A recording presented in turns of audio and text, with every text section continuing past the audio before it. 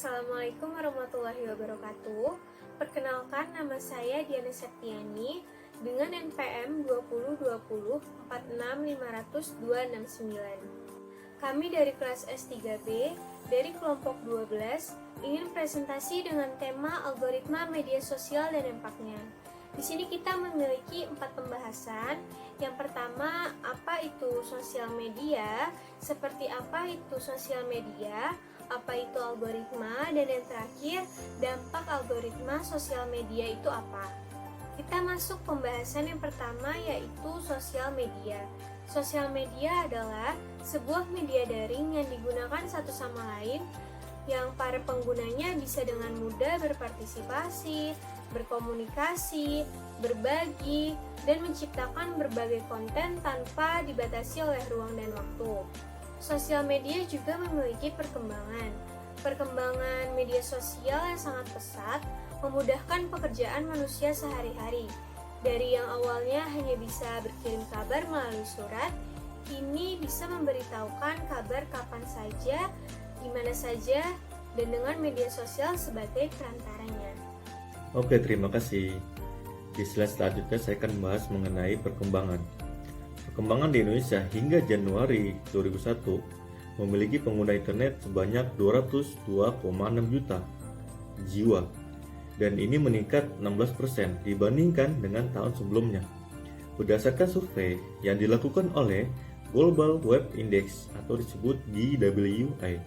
Next, sosial media populer di Indonesia apa saja? Contohnya adalah YouTube, Facebook, Instagram, WA, TikTok, Twitter, Pet, dan masih banyak lagi yang lainnya. Hebatnya masyarakat Indonesia memanfaatkan sosial media tersebut. Kita ambil contohnya adalah YouTube. Kita bisa menjadi seorang YouTuber yang bagaimana kita membuat konten-konten yang kreasi dan kreatif, lalu kita membuat video, lalu kita share di YouTube. Hasil dari video tersebut dilihat oleh masyarakat Indonesia. Jika disukai, dia langsung like, subscribe, dan share.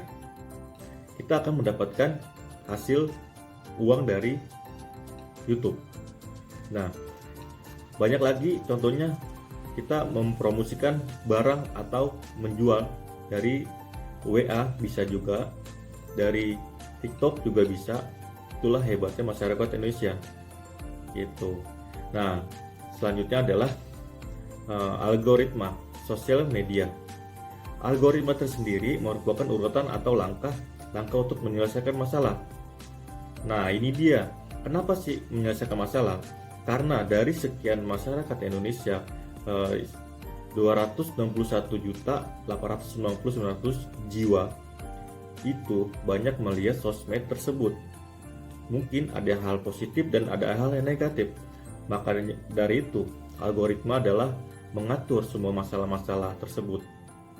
Nah, dalam media sosial, algoritma tersebut mengatur arus informasi yang beredar di dalam sistemnya. Hebatnya lagi, sistemnya pun tersebut diatur dari informasi-informasi yang positif dan yang negatif. Dan tiap platform media sosial tentunya memiliki cara masing-masing untuk mengatur bagaimana algoritma bekerja. Nah, dari setiap sosial media banyak yang mempunyai cara-cara tersendiri. Seperti itu. Terima kasih. Halo, nama saya Kurang Wizaldi. Saya mahasiswa Universitas Indra Prasta PGRI, Prodi Desain Komunikasi Visual. NPM saya 2020 Di sini saya akan menjelaskan algoritma media sosial beserta dengan contohnya. Algoritma yang pertama itu ada media TikTok. Jika Anda pengguna aktif sosial media tertentu, misalnya TikTok, konten yang ada pada FYP atau For Your Page Anda dengan teman Anda bisa saja berbeda, dan itu tergantung dari setiap pencarian Anda masing-masing. Misalnya Anda penikmat konten tips and trick pada TikTok, sementara teman Anda pecinta konten joget atau musik. Kemudian secara otomatis algoritma masing-masing dari kalian akan berbeda. Bisa dilihat dari menu pencarian konten milik Anda akan berisi dengan konten kreatif, tips and trick yang direkomendasikan.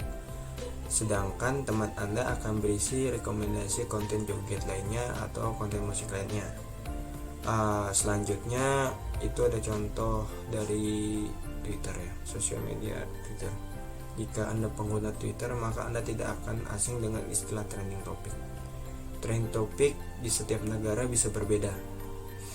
Nah, semua itu bisa bergantung pada topik pembahasan warganet di Twitter. Jika sebuah topik pembahasan tersebut dibicarakan atau di-tweet oleh banyak pengguna, maka secara otomatis algoritma yang ada pada Twitter akan membuat topik tersebut bisa terangkat ke trending topic.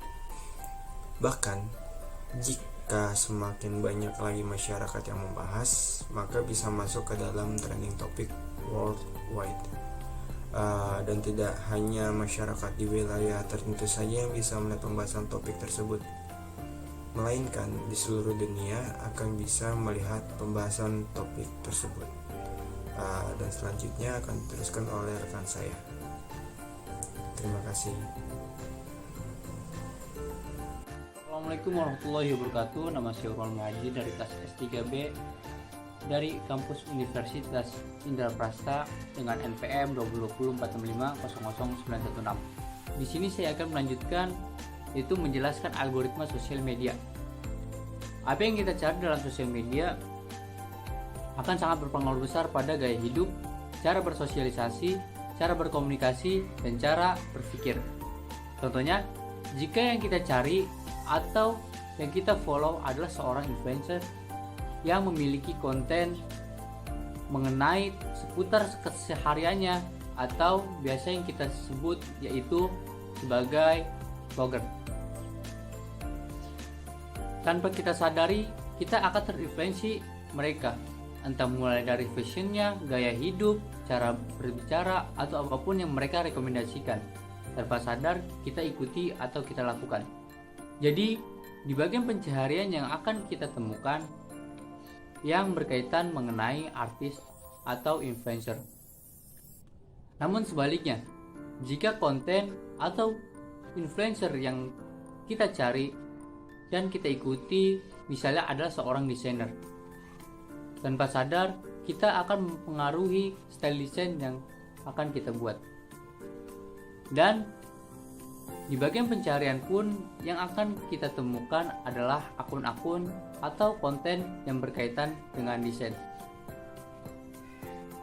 Sekian dari saya, silakan dilanjutkan. Terima kasih. Assalamualaikum warahmatullahi wabarakatuh. Saya Siti Sawian, NPM 2017 46500 yang selanjutnya akan melanjutkan penjelasan dari teman saya yang sebelumnya. Sekarang ini saya akan membahas tentang dampak positif dan negatifnya.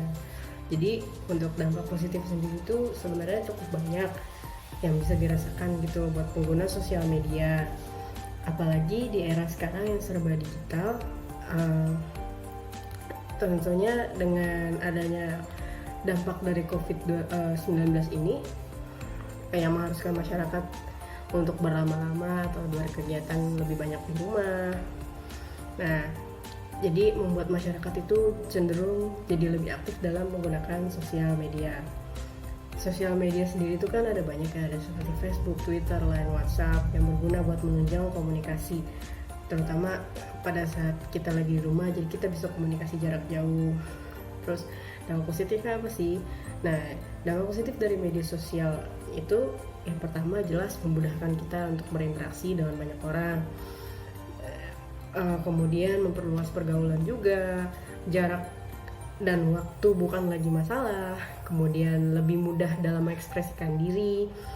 Terus penyebaran informasi dapat berlangsung secara cepat gitu, dengan bisa dibilang akses biayanya juga termasuk murah, atau yang paling sering kita dengar itu mendekatkan yang jauh. Kemudian setelah kita bahas tentang dari segi positifnya, ada juga dari segi negatifnya, yaitu dengan adanya media sosial yang telah cukup banyak mempengaruhi kehidupan sosial masyarakat. Dampak negatif dari media sosial itu menjauhkan orang-orang yang sudah dekat, atau sebaliknya itu bisa kita lihat ketika kita sedang berkumpul bersama teman-teman, kemudian masing-masing asik sendiri dengan gadgetnya. Terus karena masing-masing asik sendiri dengan gadgetnya, jadi interaksi secara tatap muka cenderung menurun. Kemudian membuat orang-orang menjadi kecanduan terhadap internet, kemudian menimbulkan konflik, masalah privacy, terus rentan terhadap pengaruh buruk orang lain juga. Dan karena tadi dampak positifnya itu kita menjadi bebas dalam berekspresi, orang-orang jadi banyak yang tidak terkendali dalam mengekspresikan diri mereka gitu. Terus kesimpulan dari kelompok kami adalah bijak dalam menggunakan bermain sosial media. Kalau dulu mungkin ada istilah mulutmu harimaumu, artinya segala perkataan yang sudah terlanjur keluar apabila tidak dipikirkan dahulu akan dapat merugikan diri sendiri. Nah, sekarang itu lebih berlaku dengan istilah terbaru yang masih memiliki definisi yang sama, yaitu jempolmu dan harimaumu. Terima kasih atas attentionnya. Kurang lebihnya mohon maaf dari kelompok kami. Wassalamualaikum warahmatullahi wabarakatuh.